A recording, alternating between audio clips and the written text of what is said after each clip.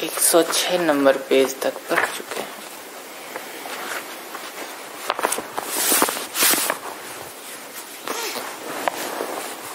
अध्याय 3 खंड 7 ऊष्मा और धरती का संतुलन। मनुष्येतर प्रकृति को खनिज संपदा से भरपूर धरती पर फैली हुई हरियाली जीव संसार के रूप में देखते हैं।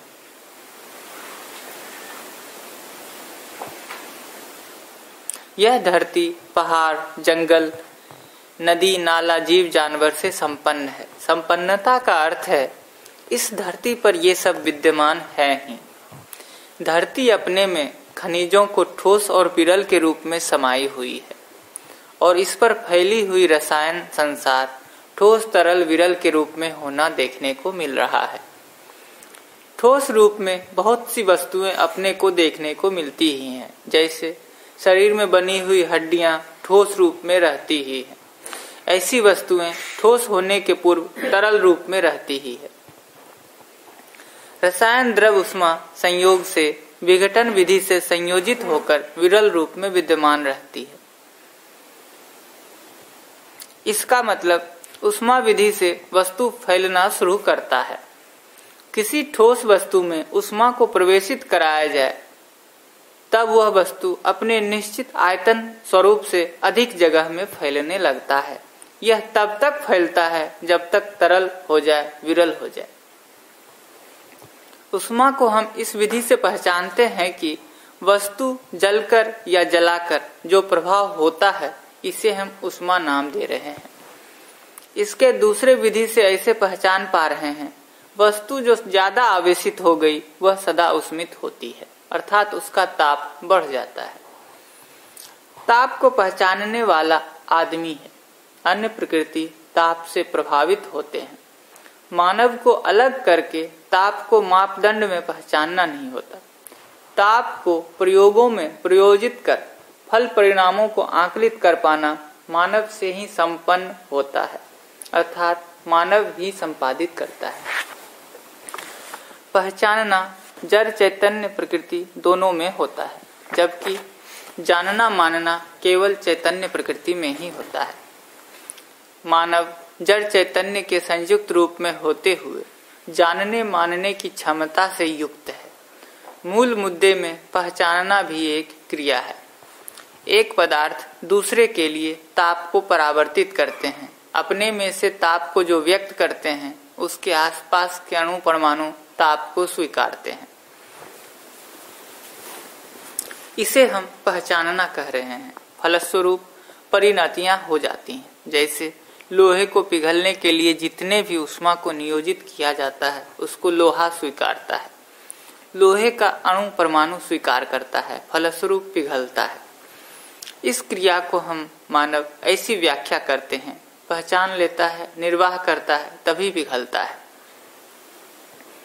मानव ही एक ऐसी इकाई है जो तप्त लोहे को विविध आकारों में बदल देता है। इसी को सांचे में ढालना हम मानते हैं। इसमें लोहा पुनः जमते तक, ठंडा होने तक ऊष्मा को परावर्तित करते ही रहता है। इसके साथ जुड़ी हुई सभी द्रव्य लोहे के ताप को आवंटित कर लेता है। अंततोगत्वा लोहा ठंडा हो जाता है।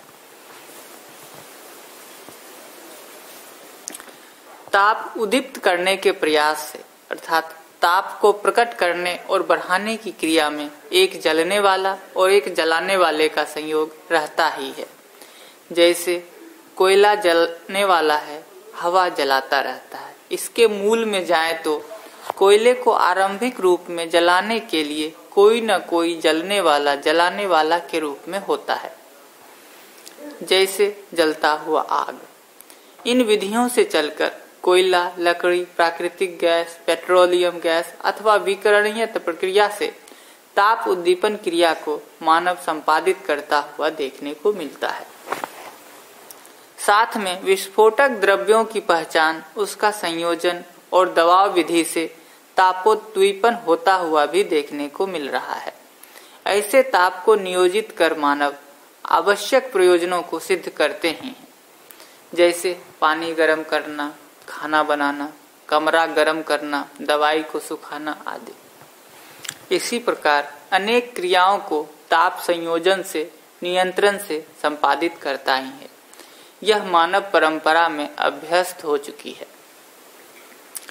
ताप कहीं भी हो, वह उस वातावरण के ताप से अधिक होना आवश्यक है, तभी ताप है। दूसरे विधि से जहाँ ताप हो उसके आसपास उससे कम ताप हो, तभी अधिक ताप कम ताप की ओर परावर्तित होता है। जैसा कहीं भी हम आग जलाते हैं, वहाँ अधिक ताप हो जाता है। कम ताप की ओर परावर्तित होने की क्रिया को ऐसा देखा जाता है कि ताप जहाँ प्रकट रहता है, उसके आसपास अणु परमाणुओं के तप्त होने से फैल जाता है।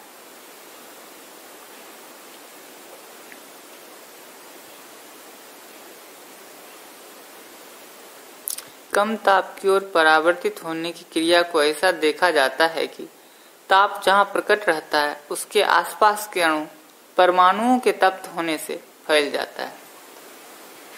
इसका मतलब यह हुआ, तप्त अणु अपने प्रभाव क्षेत्र वातावरण में ताप फैलाकर अणुओं को तप्त बनाता है, जो इसके ताप से कम रहता है। वातावरण के अणु परमाणु इसको स्वीकार कर इस क्रम को आगे बढ़ाते हैं। इस प्रकार ताप परावर्तित होकर कम होते जाता है, अंततोगत्वा सामान्य ताप तक पहुंचते हैं। सामान्य ताप से आशय स्वभाव गति में होने से है। स्वभाव गति का तात्पर्य है विकास क्रम, विकास, जागृति क्रम, जागृति में जो यथा स्थितियां होती हैं, अर्थात त्व सहित व्यवस्था, समग्र व्यवस्था में भागीदारी ही स्वभाव गति है। इसका प्रयोग इस प्रकार से किया जा सकता है कि किसी भी कमरे के एक कोने में एक मोमबत्ती जलाकर रख दें, अथवा मिट्टी का दिया अथवा हीटर जलाएं, स्टोव जलाएं, अथवा ज्यादा से ज्यादा प्रकाश देने वाले बल्ब जलाएं। उसको छूने से हमको जितना ताप महसूस होगा, उससे कुछ दूर में उससे कम महसूस होगा, ज्यादा दूर में और कम होगा, दूसरे कोने में सबसे कम होगा। इसका निरीक्षण परीक्षण हर विद्यार्थी कर सकता है। कमरे के बीच में रखकर यही प्रयोग करें तो पता लगता है कि ऊष्मा सभी ओर समान रूप से परावर्तित होता है। इसी प्रकार हम उक्त प्रयोग विधि से यह भी स्वीकार सकते हैं कि सूर्य का ताप सभी ओर समान रूप से परावर्तित हो रहा है।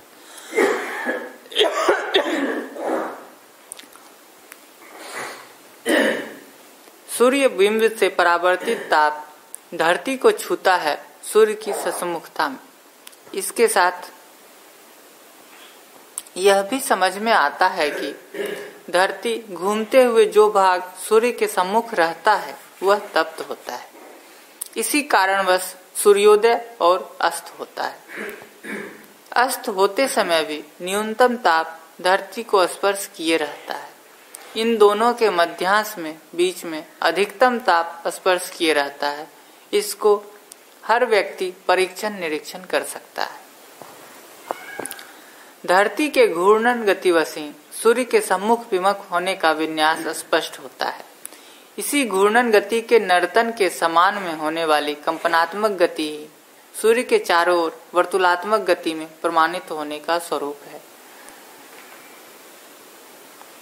इसके मूल में त्व सहित व्यवस्था प्रवृत्ति ही है। यह प्रवृत्ति परस्पर अच्छी दूरी में रहते हुए व्यवस्था को प्रमाणित करने के रूप में है। इस अर्थ में निश्चित निर्वाह हर परस्परता में वर्तमान है, अर्थात प्रमाणित है। इस प्रकार से यह धरती इस सौर्य व्यूह में जितने भी ग्रह गोल भागीदारी कर रहे हैं, इन सब के साथ तालमेल रखते हुए सूर्य के सम्मुख विमुख होते हुए, सूर्य से निश्चित अच्छी दूरी में रहते हुए सभी ओर चक्कर काटता हुआ देखने को मिल रहा है। इस प्रकार से यह चक्राकार गतिपथ पूर्णतया गोल न होकर अंडाकार में होना इस बात की प्रवृत्ति है।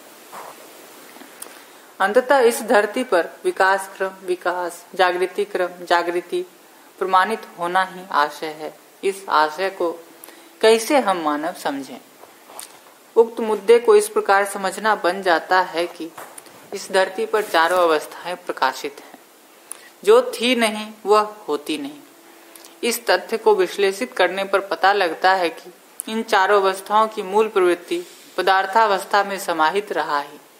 अगर ऐसा नहीं होता तब यौगिक और हरियाली का उदय होना संभव ही नहीं था।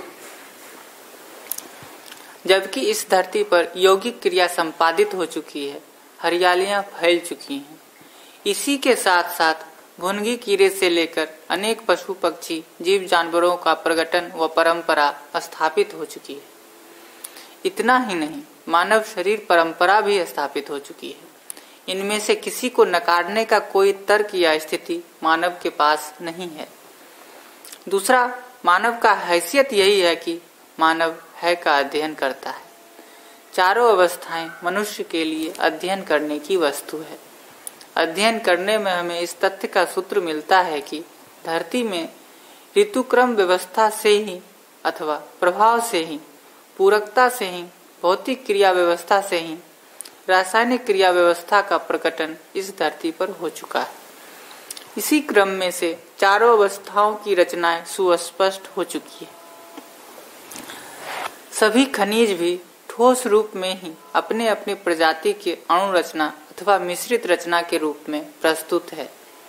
इन्हीं की विविध प्रजातियों के आधार पर यौगिक घटना, रासायनिक उर्मी और वैभव अर्थात नृत्य घटित है। रासायनिक द्रव्य के आधार पर संपूर्ण प्राणकोशा संरचित रचनाएं, छोटे से बड़े वनस्पति प्रजातियां, जीवावस्था प्रजातियां, मानव शरीर प्रजाति का रचना इस धरती पर ही प्रमाणित है। इससे स्पष्ट हुआ कि ऊर्जा संपन्नता, बल संपन्नता, क्रियाशीलता के साथ साथ विकास क्रम और विकास की प्रवृत्तियां समाई रहती है।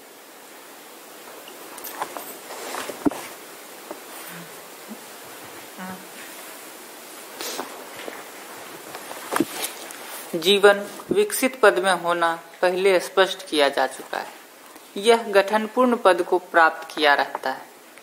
इस गठनपूर्ण परमाणु में ही आशानुरूप गति होने की व्यवस्था बनी रहती है।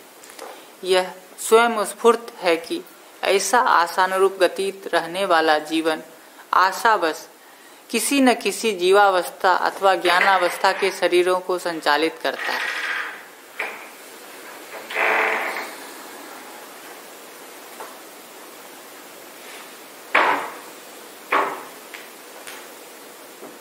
ऐसे जीवन किसी भी एक धरती से दूसरे धरती तक पहुंचने की संभावना समीचीन रहती है। कुल मिलाकर हर धरती पर विकास क्रम, रासायनिक भौतिक रचनाओं और उनके परंपरा के रूप में प्रमाणित होना मानव को समझ में आता है। इससे स्पष्ट हो गया है कि हर धरती किसी समृद्ध धरती के साथ किसी निश्चित दूरी को बनाए रखते हुए व्यवस्था में भागीदारी के रूप में कार्य करते हुए स्वयं में विकास क्रम, विकास, जागृति क्रम, जागृति को प्रमाणित किए रहता है। इन सब का दृष्टा जागृत मानव ही है, ना कि भ्रमित मानव। इस क्रम में कई धरती किसी न किसी अवस्था में कार्यरत है ही। सभी अविकसित धरतियां विकास को प्रमाणित करने की ओर प्रवर्तनशील है। यह भी इस बात का संकेत है कि जितनी भी धरतियां अविकसित अवस्था में हैं, अर्थात जिन धरती में विकास क्रम ही प्रकट नहीं हुआ है, ऐसे सभी धरतियां विकास क्रम को सजाने की ओर अपने प्रवृत्ति को बनाए हुए हैं। इसी क्रम में सूर्य ग्रह जो ह्रास की परम स्थिति में है, वह भी कालांतर में विकास क्रम में होने की कल्पना मानव परंपरा में प्रचलित है। यह सब स्थितियां विकास और जागृति होने के पक्ष में स्पष्ट हुई। धरती कोई भी अवस्था में हो, उसमें विकास क्रम, विकास को प्रमाणित करने का मूल बीज समाहित ही रहता है। क्योंकि हर आवेश सामान्य गति की ओर, स्वभाव गति की ओर, स्वभाव गति विकास क्रम की ओर, विकास क्रम विकास को प्रमाणित करने की ओर, विकास जागृति क्रम को प्रमाणित करने की ओर, जागृति क्रम जागृति को प्रमाणित करने की ओर एवं जागृति की निरंतरता को प्रमाणित करने की ओर कार्य करता हुआ समझ में आता है। इस विधि से इस बात पर विश्वास कर सकते हैं कि संपूर्ण अस्तित्व विकास और जागृति को प्रमाणित करने के अर्थ में ही क्रियाशील है। इसी क्रम में कई ग्रह गोल में अधिकतम ताप जैसा सूर्य में है का होना एवं सम्मुख जितने भी ग्रह गोल होते हैं जिनमें कम ताप रहता है उनमें ताप का समाहित हो जाना दिखाई पड़ता है। इस क्रम में यह धरती अपने में कितना श्रम किया है यह हर जागृत मानव को बोध होता है। इस धरती के ऊपरी सतह में जंगल, समुद्र और थोड़े भाग में मरुस्थली होना पाया जाता है। यह जंगल कैसा भी हो, जंगल के सर्वाधिक पेड़ पौधे, लता, गुल, अपान वायु नाम से जाने वाले द्रव्य को अपना खाद्य पदार्थ बनाते हुए अथवा पाचन पदार्थ बनाते हुए प्राण वायु को अर्थात ऑक्सीजन को प्रदान करता है। जबकि कोयला और खनिज कोयले से निष्पन्न तेल पेट्रोलियम को जितने भी यंत्रों में ईंधन के रूप में प्रयोग करते हैं अथवा प्रौद्योगिकी विधि से यंत्र संचालन में प्रयोग किया जाता है, इन सब के विसर्जित ईंधनावेश में पाए जाने वाली प्राणघातक वायु पर्यावरण के लिए अत्यंत घातक मानी जा रही है। इससे पता लगता है कि ऐसे खनिज कोयला के मूल में जो बड़े बड़े जंगल धरती में दबकर कोयले के रूप में आज प्रकट हैं, ऐसे दबने के पहले के जंगल वही द्रव्य अपने में पचा रखा है। इसी को अपना खाद्य पदार्थ बनाकर आकाश चुंबी वृक्ष बने रहे होंगे। ऐसी आकाश चुंबीयता की परिकल्पना को धरती में बनी हुई खनिज कोयले की मोटाई के आधार पर किया जाना स्वाभाविक है। वर्तमान में कहीं कहीं कोयले की 150 से 180 मीटर मोटाई की परत बिछी है। इससे अंदाज लगाया जा सकता है कि कितने बड़े बड़े वृक्ष रहे होंगे। 1 मीटर कोयला होने के लिए कम से कम 10 मीटर वृक्ष की लंबाई की आवश्यकता पड़ती है। इसकी सघनता गणितीय विधि से सभी समझ सकते हैं।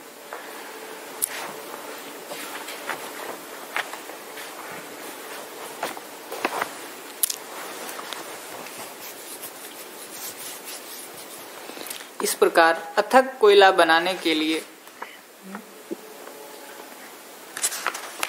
कितने बड़े वृक्षों का जंगल रहा होगा, गणितीय विधि से ही इसको निकाला जा सकता है।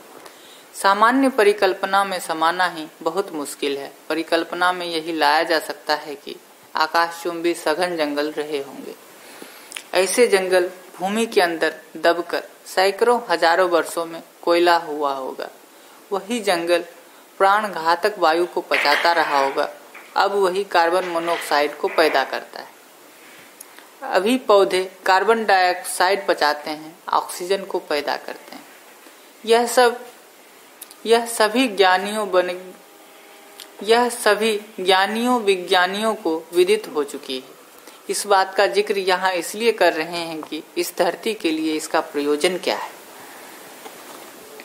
हम इस बात को समझ चुके हैं कि कोयला कार्बन ऊष्मा को शोषित करता है।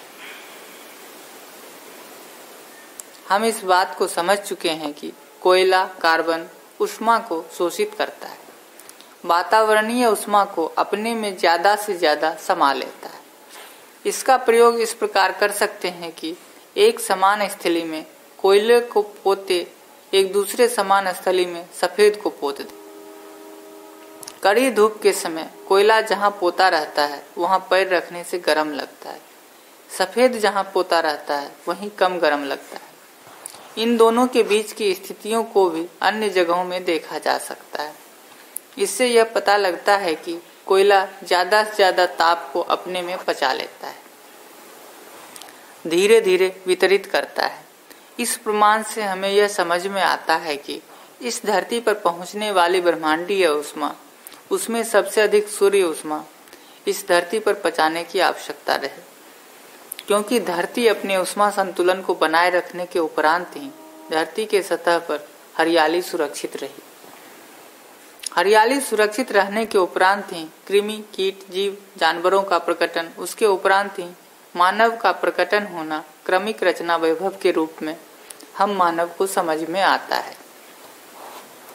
इस वैभव के मूल में धरती अपने में ऊष्मा संतुलन बनाए रखना एक प्रमुख उपलब्धि रही है। इसमें मानव का कोई योगदान नहीं रहा।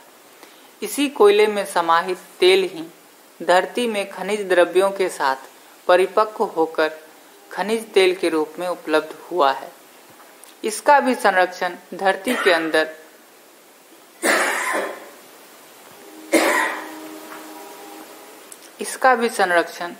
के अंदर उचित वातावरण के रक्षा कवच के साथ बना ही रहा। सुरक्षित रखने का तात्पर्य तेल तक प्राणवायु अर्थात ऑक्सीजन के ना पहुंचने देने के लिए वातावरण को बनाए रखना ही है। इस प्रकार से हम इस तथ्य पर पहुंचते हैं कि धरती की कंपनात्मक गति के समान रूप में संपूर्ण खनिज में कंपन और स्पंदन, उससे अधिक रासायनिक द्रव्यों में स्पंदन, उससे अधिक प्राणवायु में स्पंदन, फलस्वरूप रचनाएं इस धरती पर प्रकट हैं। ये सब ऐसी संतुलित रचनाओं को प्रकट करने के अर्थ में इसके पूर्व भूमि में संपन्न संपूर्ण क्रियाकलाप है। अतएव ये सब नियम पूर्वक ही संपादित हुई हैं, नियंत्रण और संतुलन पूर्वक अवस्थाएं प्रकट हैं। इसे हम मानव को अच्छी तरह से समझने की आवश्यकता है और अनुशीलन पूर्वक संरक्षण संवर्धन विधि से स्वयं को व्यवस्थित कर लेने की आवश्यकता है। मानव के व्यवस्थित होने के मूल में ज्ञान विज्ञान विवेक का एक संगीतमय कार्यकलाप स्पष्ट रहने से है। यही कार्यकलाप भाषा कार्य व्यवहार में नियोजित होकर प्रयोजनों को प्रतिपादित करता है। मानव का प्रयोजन समाधान समृद्धि अभय सहअस्तित्व को प्रमाणित करना ही है।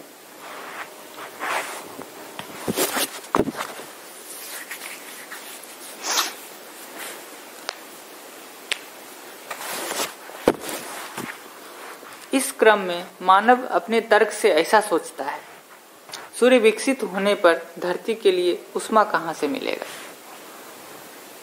इस धरती पर यह हरियालियां कैसे रहेंगी? यह सब हरियालियां सूर्य प्रकाश के कारण हैं। इसमें समाधान का सूत्र हम स्वयं मानव में ही पहले कदम में ही मिल जाता है।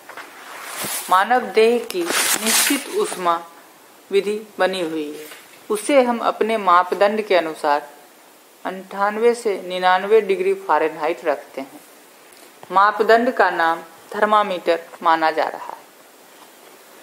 इस तथ्य को धरती पर जीता जागता मानव में देखा गया है कि जहाँ 0 डिग्री फ़ारेनहाइट से नीचे तापमान है वहाँ भी मानव रहता है।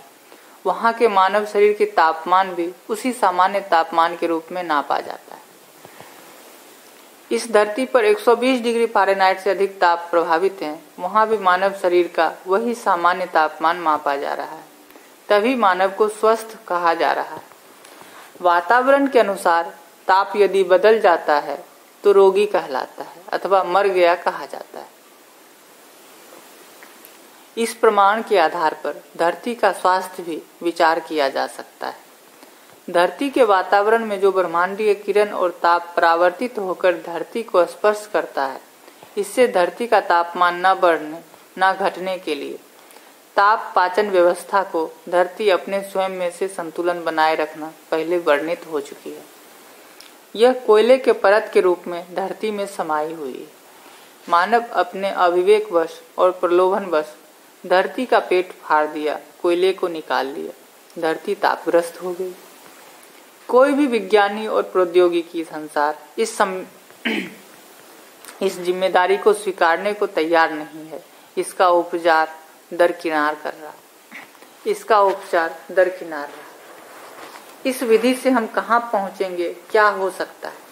पहले दुष्परिणाम का स्वरूप है कि धरती किसी तादाद से तप्त होने के उपरांत इस धरती पर हरियाली, जीव जानवर, मनुष्य रह नहीं पाएंगे। दूसरी स्थिति में धरती के तापग्रस्त होने के उपरांत उत्तर दक्षिणी ध्रुव में जितनी भी बर्फ संग्रहित है उन सब के पिघलने की स्थिति में ऊंचे ऊंचे पर्वत शिखरों को छोड़कर सभी जगहों में जलमग्न की स्थिति हो सकती है।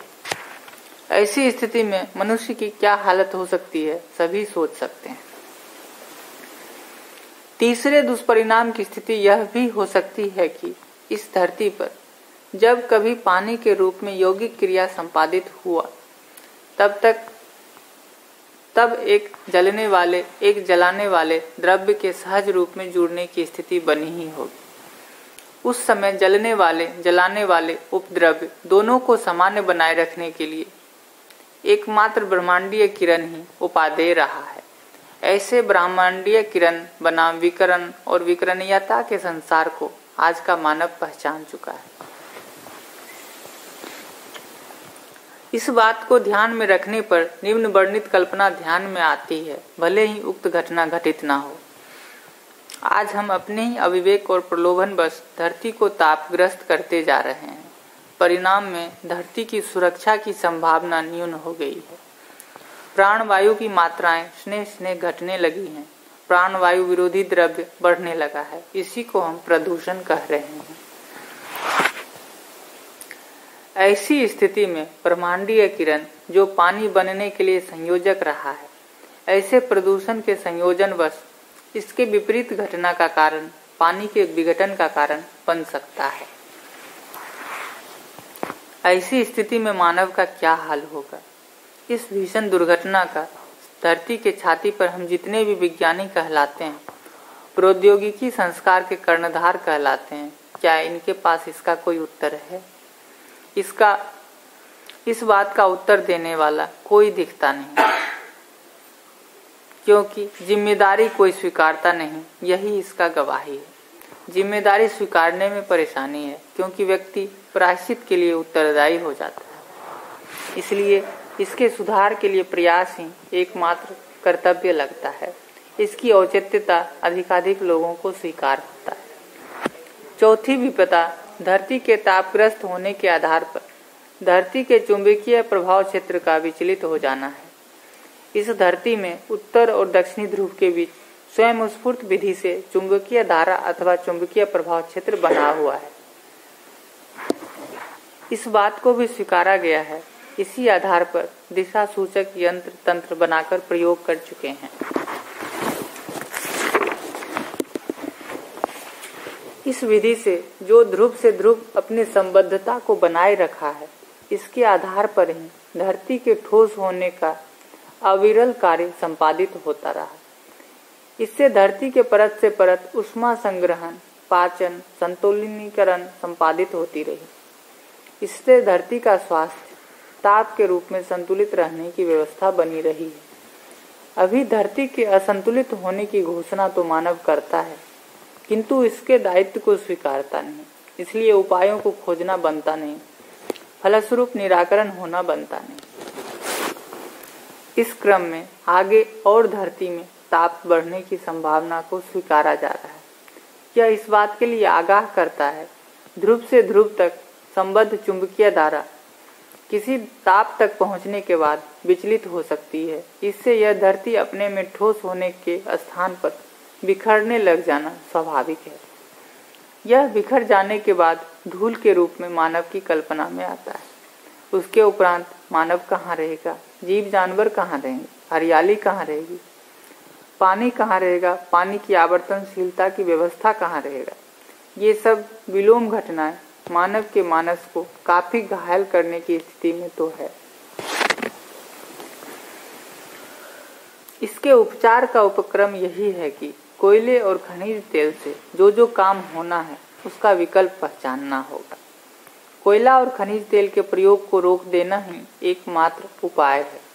इसी के साथ विकरणीय ईंधन प्रणाली भी धरती और धरती के वातावरण के लिए घातक होना हम स्वीकार चुके हैं। विकरण विधि से ईंधन घातक है। कोयला खनिज विधि से ईंधन भी घातक है। कोयला खनिज विधि से ईंधन भी घातक है। इनके उपयोग को रोक देना मानव का पहला कर्तव्य है। दूसरा कर्तव्य है मानव सुविधा को बनाए रखने के लिए ईंधन व्यवस्था के विकल्प को प्राप्त कर लेना। यह विकल्प स्वाभाविक रूप में दिखाई पड़ता है। प्रवाह बल को विद्युत ऊर्जा में परिवर्तित कर लेना। इस अकेले स्रोत के प्रावधान से प्रदूषण रहित प्रणाली से विद्युत ऊर्जा आवश्यकता से अधिक उपलब्ध हो सकती है। इसी के साथ समृद्ध होने के लिए हवा का दबाव, समुद्र तरंग का दबाव, गोबर गैस, प्राकृतिक गैस, जो स्वाभाविक रूप में धरती के भीतर से आकाश की ओर गमन करता रहता, जो स्वाभाविक रूप में धरती के भीतर से आकाश की ओर गमन करती रहती है, ऐसे सभी स्रोतों का भरपूर उपयोग करना मानव के हित में है, मानव के सुख समृद्धि के अर्थ में है। कुछ ऐसे यंत्र जो तेल से ही चलने वाले हैं, उनके लिए खाद्य अखाद्य तेलों को विभिन्न संयोगों से यंत्रोपयोगी बनाने के शोध को पूरा कर लेना चाहिए। तभी मानव यंत्रों से प्राप्त सुविधाओं को बनाए भी रख सकता है, ईंधन समृद्धि बना रह सकता है। तैलीय प्रयोजनों के लिए जंगलों में तैलीय वृक्षों का प्रवर्तन किया जाना संभव है ही। सड़क बाग बगीचों में भी यह हो सकता है। किसान के खेत के मेड़ पर भी हो सकता है। यह केवल मानव में सद्बुद्धि के आधार पर संपन्न होने वाला कार्यक्रम है। धरती के ऊपरी सतह में विशाल संभावनाएं हैं ऊर्जा स्रोत बनाने की, ईंधन स्रोत बनाने की। दबाव स्रोत, प्रवाह स्रोत, सौर ऊर्जा स्रोत, ये सब स्वाभाविक रूप में प्रचुर मात्रा में हैं। इनके साथ ही तैलीय वृक्षों के विपुलीकरण की संभावना धरती पर ही है। धरती के भीतर ऐसा कुछ भी स्रोत नहीं है जो है केवल धरती को स्वस्थ रखने के लिए है। यदि सही परीक्षण निरीक्षण करें तो धरती के सतह पर ही संपूर्ण सौभाग्य स्रोत है। धरती के भीतर ऊपरी हिस्से के समान या सदृश कोई स्रोत दिखाई नहीं पड़ती। इसी क्रम में और भी एक तथ्य याद रखने योग्य है। धरती के पाताली जल स्रोत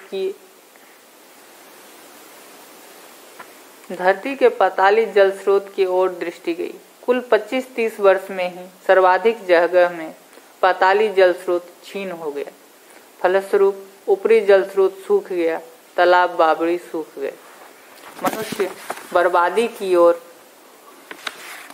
चल दिया। इस मुद्दे पर थोड़ा सा ध्यान दें। धरती के ऊपरी हिस्से में जितनी विशालता है, हर एक 10 फुट में विशालता घटती जाती है। इसके परीक्षण निरीक्षण हर विद्यार्थी कर सकता है। जैसे एक गोल वृत्त बनाए, वह आसानी से हाथ से भी बनता है, कंपास से भी बनता है। उसके बाद आधे आधे में एक एक वृत्त भीतर बनाए। भीतर बना वृत्त छोटा होता जाता है। इस प्रकार धरती का भीतरी सतह ऊपरी सतह से छोटा ही होता जाता है। हम मानव भ्रमवश पाताली स्रोतों में ऊपरी सतह से ज्यादा मिलने की उम्मीद से जूझ गए। इससे भी अपूर्व क्षति घटित हो चुकी है। इस मुद्दे पर सार्थक विचार किया जाए तो यह निश्चित होता है कि पाताली जल का स्रोत धरती की ऊपरी सतह पर बहता हुआ जल ही है। इस धरती के ऊपरी सतह में जल फैला है, बह रहा है। इनकी आवर्तनशीलता भी बनी ही रहती है। यह सीधा सूर्य उष्मा में संपर्क में होने के फलस्वरूप धरती पर जल का वाष्पित होना, यही वाष्प सघन होकर बादल के रूप में परिणत होना, ऐसा बना हुआ बादल किसी अवधि तक समृद्ध होना, ऐसे समृद्ध होने का फलन में पुनः धरती पर बूंद बूंद के रूप में वर्षा होना, यह आवर्तनशीलता देखने को मिलता है। इसमें यही सार्थक होना सुनिश्चित होता है, धरती पर जल को ज्यादा जगह में फैलाकर रखा जाए। इसी से मानव का भविष्य सुरक्षित हो सकता है। इसके साथ साथ और भी ध्यान देने पर पता लगता है कि प्राणावस्था का वैभव, जीवावस्था और ज्ञानावस्था का वैभव,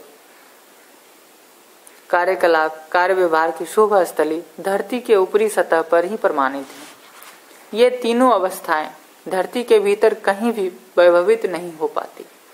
इसी के साथ यह भी देखने को मिलता है, खगोलीय प्रकाश ऊपरी हिस्से में ही प्रतिबिंबित होते हैं।